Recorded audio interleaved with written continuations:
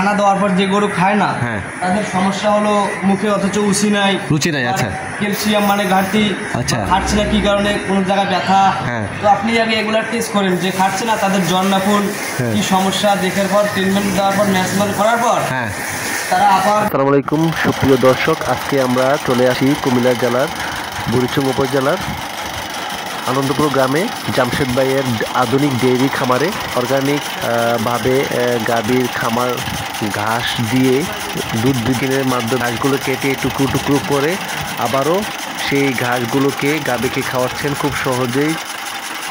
মেশিনটা কত দাম নিচ্ছিলেন এটা? আপনার 22,000 টাকা। আরে ডেন্টেল মনে মাঝে মাঝে টেস্ট করা লাগে না? এখন পর্যন্ত করি নাই, নেওয়ার 4 মাস 5 মাস হয়ে যাবে টেস্ট করি না। তো ভাই আপনারা দেখতে পাচ্ছেন, তো আমার এই গাছটি হলো গাভীর জন্য, আচ্ছা আচ্ছা গাই গরুর জন্য। তো গাই গরুকে মনে করেন খিলানো হয়। তো ভাই আমাদের গাই গরুর নিয়ে আপনাদের কাছে আমি কিছু শেয়ার করতে চাই। তো আপনি যে ঘাসটি দেখতে পারলেন, তো আমাদের এই গাই গরুর কিন্তু খিলা হয়। তো সকালবেলা মনে করেন গরু গোসল করার পর গাই দোয়ানোর পর এখন ঘাস দেবো, শুধু ঘাস দেবো, কাঁচা ঘাস। কাঁচা ঘাস খেয়ে গরু এস করবে, এস করার পর মিনিমাম মনে করেন 2 থেকে 3 ঘন্টা এস করার পর তাদেরকে আবার সুন্দর মতো করে গোসল করা হয়।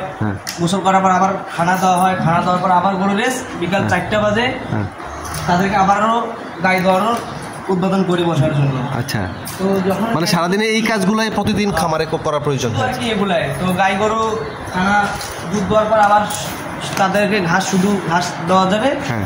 সকাল সন্ধ্যা 6টা বাজে আর কি ঘাস দেওয়া হয়। আচ্ছা, 6টা থেকে মনে করেন যে আবার 8টার দিক ঘাস দেয়। 8টার দিক ঘাস দেওয়ার পর আবার সকাল 6টা থেকেই তাদের ঘাস শুধু 8 ঘন্টা শুধু রাত্রে শেষ। তো আমাদের এই গাই গরু।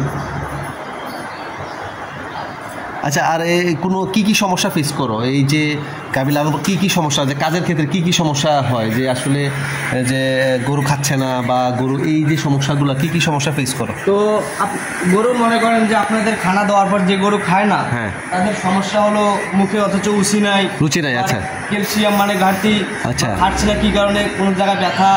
তো আপনি আগে এগুলা টেস্ট করেন যে খাচ্ছে না তাদের জন্নাফুল কি সমস্যা দেখার পর ট্রিটমেন্ট দেওয়ার পর ন্যাশনাল করার পর তারা আবার স্বাভাবিক আগের মতো আর কি পরিচালনা করে খাওয়া দাওয়া শুরু। আচ্ছা আচ্ছা, মানে গরুটাকে দেখাশোনা করতে হবে, জ্বর আছে কিনা বা কেন খাচ্ছে না বা খাবার হজম হচ্ছে কিনা, মানে এইসব দেখাশোনা করতে হবে। গরু পায়খানাটা ঠিক আছে কিনা, তাই না? তবে ভাই আপনারা গরু নিয়ে যদি শুধু খিলান তা হবে না। আচ্ছা, আপনাদেরকে গরুগুলো দেখতে হবে, গরুর কোন সমস্যা, কি সমস্যা হচ্ছে, কি জন্য খাচ্ছে না।